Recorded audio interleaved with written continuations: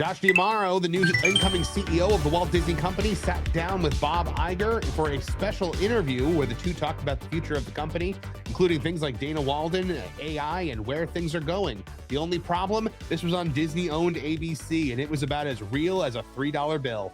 Let's talk about it today on That Park Place. Guys, this is one of the most artificial things I've ever seen in my life.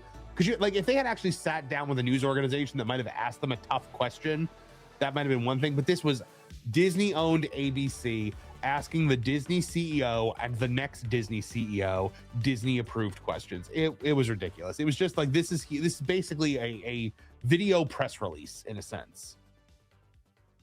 Oh, absolutely. And I was kind of disappointed to see it because previously, when Bob Iger made the announcement that Bob Chapek was going to be taking over, it was Bob Iger, it was Bob Chapek sitting in front of a reporter from CNBC, and it was broadcast on their network. And so it was a little bit more, a little less biased, maybe a little bit less softball and so forth. Here it was almost like you might as well skip it. The interview aired last night on ABC News and covered the leadership transition, tomorrow's approach to risk-taking, and Disney's future in artificial intelligence. Let's see what they said. As far as Disney's cultural position, when asked what the next CEO needs to do to ensure Disney remains part of American life, Iger emphasized it's understanding the company's unique position. Quote, Disney is not just another company. Disney really is a cultural institution that has touched hundreds of millions of people for over 100 years. Having that appreciation, knowing the place Disney occupies in people's lives, I think it's essential to anyone occupying this position. All right, he said absolutely nothing there. That was absolute twaddle speak. D'Amaro then said his 27 years at Disney, which longer than a lot of people have been there, said have prepared him for balancing legacy and innovation. He says, I spent a lot of time at our beloved parks that hundreds of millions of people enjoy every year. And I see firsthand the importance of the brand, what Disney means to them, what it means to these families. When you feel that you understand the legacy of this place and the fact that you need to keep pushing forward and being innovative, I think I'm ready for that challenge. Okay, so that answer was also a load of baloney, but it was prettier baloney than what Bob Iger just said. Right? Yes, absolutely. Oh, yeah. Yeah. So, yeah, as far as risk-taking, the interview drew parallels between Walt Disney's risk-taking when building Disneyland and Iger's buying things.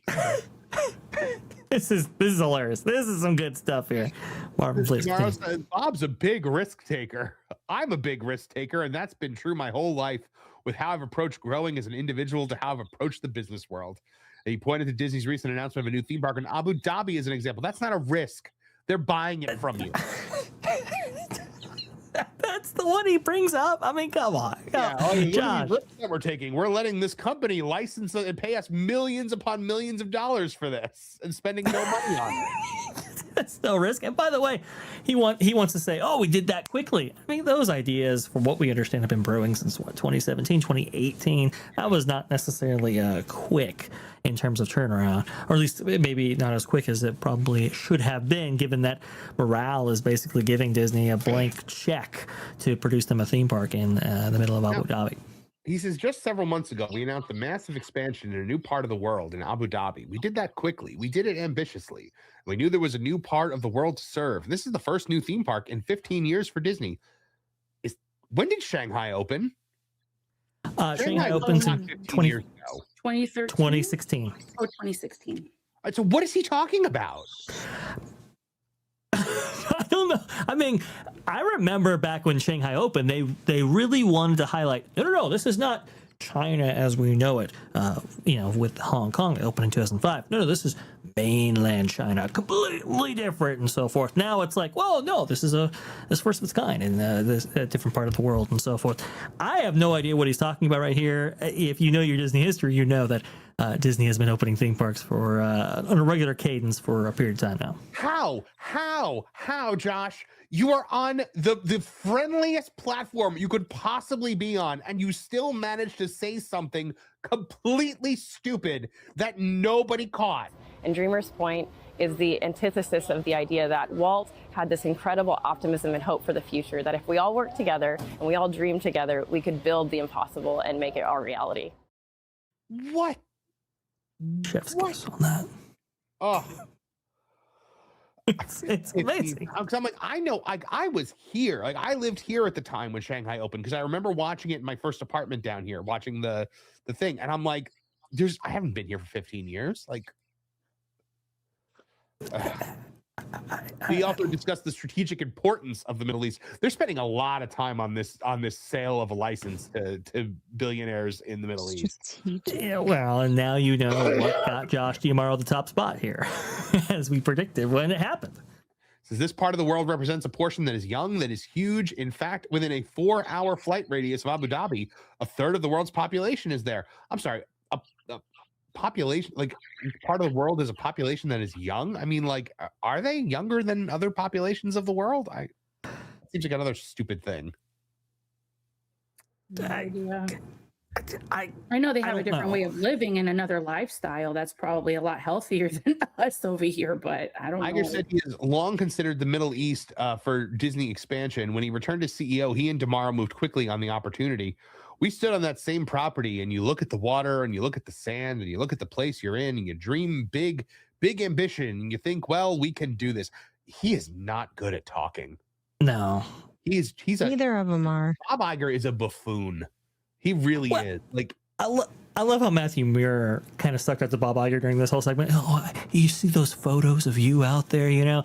And they make references to handcrafted. Oh, it's a new Walt. He's walking there with his white little shoes there on the beach. And it's just like Walt walking those orange groves back in 1954, right before Disneyland. It's like, right? Oh, you kidding, pal. Yeah. And by the way, he was told to say that. 100% of course. Say that, because that was the point of that thing. He wanted his Walt Disney LARPing photo shoot. They moved on to AI. Iger explained why DiMauro's view of technology made him the right choice. One of the reasons Josh was chosen for this position is I've observed him over the years that we've worked together in the shower in my as somebody that views technology as an opportunity that's not a threat. When you look at the history of human beings, no generation of human being has ever been able to stand in the way of technological advance. Again, Bob Iger saying nothing. He then emphasized that human creativity remains central despite AI advancements. The reason this company is so special is because of how creative we are. I love how he put himself into that. You are not creative, Bob. And human beings that are generating that creativity. In my mind, that never gets replaced. DiMauro said Disney's creative teams have embraced its AI tools. AI, to Bob's point, is here, and it's something that we're embracing. You see, it supercharged these creatives in amazing ways. This is when the Walt Disney Company thrives, when technology intersects with brilliant people and creativity, and we're in that moment right now. Oh boy, guys.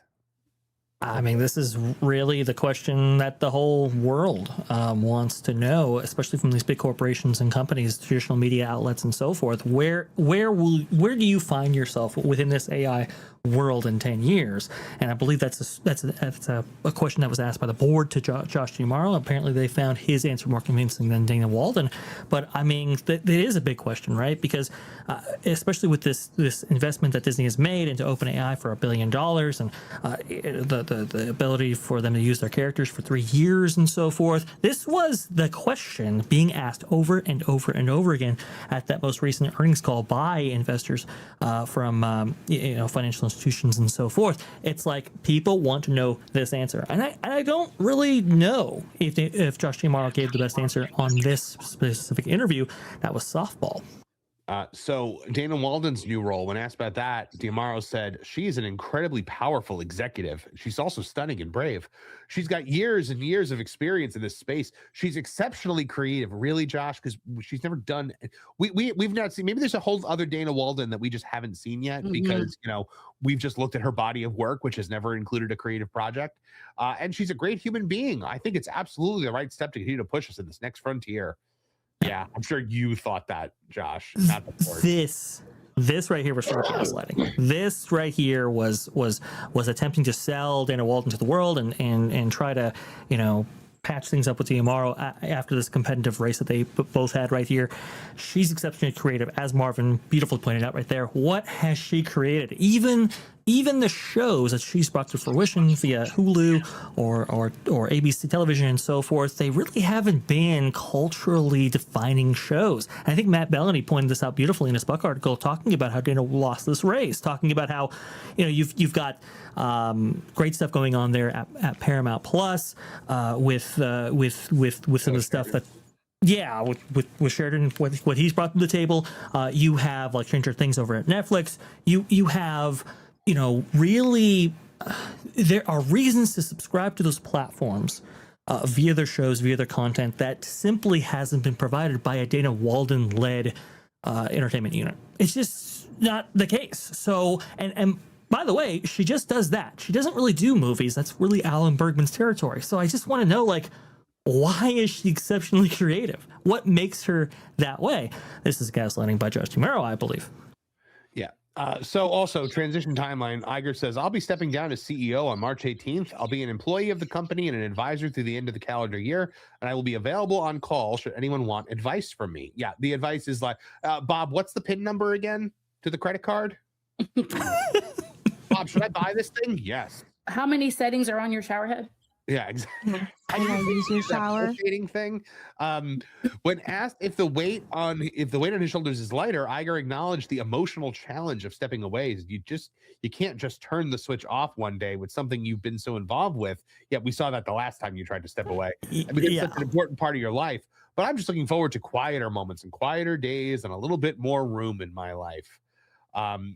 So my question is, if Iger can give advice and advise here, is Josh D'Amaro allowed to disregard that advice? That's what I want to know. Yeah, that's the big question, right? Because we all know that he's not going to be the one solely in charge of what's going on here. He's going to have to entrust his CCO in the form of Dana Walden and what she wants to do. Remember, she's the president as well. And we do know that Dana Walden and Bob Iger were taking morning walks very regularly out there in Brentwood, California, in which they are neighbors, by the way. And she was part of the big ouster, the big, the palace coup, as they have called it, of Bob Chapek. They went to him to ask, like, what can we do? How can we get him out? And he says, well, you got to take your grievances to the board. They did. They eventually got him removed right there. So to me, I'm kind of like, yeah, you being on call is not necessarily a good thing for either person at the top spot here. Part of me wonders, though, Vash, if it's a situation where it's like, okay, like we'll oust Chapek and then I'll come back and then in a couple of years you'll then be CEO. Like, was that the plan? I mean, a lot of people felt, I remember hearing at the time when Chapek was in the seat, that he was simply an interim CEO so that he could be the hatchet man, do the things that no other CEO wanted to do, the things that weren't going to make you popular, the things that optically were going to look bad, and after those things were performed, Bob Iger just swoops back in. That was kind of a crazy, theory at that time, but that's exactly what happened. So whether or not you believe that was really the case or not, effectively, that is what took place. And this is why Alex Sherman on Twitter, by the way, he was congratulating Josh D'Amaro and also congratulated Bob Iger in 2028. Because, it's like, can this guy really let go? We've not seen that so far. Yeah, it's very interesting. MJ, did anything said in this interview give you hope for the future of Disney? That things are going to change, that things are going to get better? False hope. Yeah, but these guys, I don't trust any of them. They haven't delivered. They haven't done anything to woe me. So it's like, it's hard putting your faith and your trust into people that have pretty much deceived the fandom.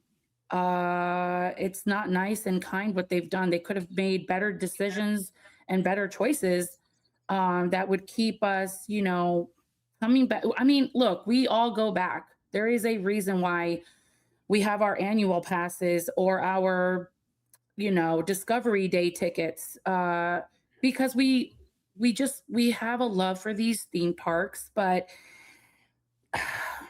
it's just really hard to see what the future holds with these people in charge, and it's scary to know who's going to be in charge of parks. I try to stay optimistic. I love the Walt Disney Company for what it was, and Walt's vision and what he believed in. It's dear to my heart, and it's really, really sad. I mean, this goes back to, a family loom. I mean, my parents and my grandparents, and it's just a generational thing. We adore Walt's work. And if they cannot tap into the vision of Walt and what he intended and what he wants for the people he created, to all who come to this happy place, welcome. They have to remember those things. Just watching the documentary, the way Disneyland was built, these people need to sit down and watch that documentary. I highly doubt this Walden creature lady, okay? I want to call her a demogorgon, but I got to find a better way to put that with her name. But I really wonder if they actually watched the documentary. Dana Gorgon. Thank you. I knew you were creative. You would come up with something. Unlike Dana Walden. And it's like the way the park was built, the intentions, the creativity, the innovation, the out of the norm, that's what brought all of us and generations behind us to love this company. And they have to remember those things. They cannot just, slap something together and say, here you go, guys, look what we did for you. No, it's not that way. You guys are supposed to be the trendsetters. You're supposed to be laying out the landscape for other companies to be like, look what they did. Let's either try to do it better or let's copy that and do our own and do our own version of it. But these people are not. I don't have faith that they will do that, and that's what breaks my heart. Mm-hmm. So. Erica, did anything said in this interview give you any kind of hope? Oh, no, not at all. If anything, this whole thing with AI, I'm like, AI, you are so creatively bankrupt. AI couldn't even help you get out of a brown paper bag right now. Mm-hmm. Very true. No, this was, look, with it being on ABC, it's obvious that this was all scripted, that this was all, play acting. It was about as authentic as a get well card from The Undertaker. This was 100%, artificial. And we're going to see if the Walt Disney Company can become real again in all of our hearts and minds, or whether it's going to be as artificial as this interview. Thanks for watching That Park Plays News. For more information, consider checking out www.thatparkplace.com. And don't forget to subscribe, share, like, and send this out on your favorite social media accounts.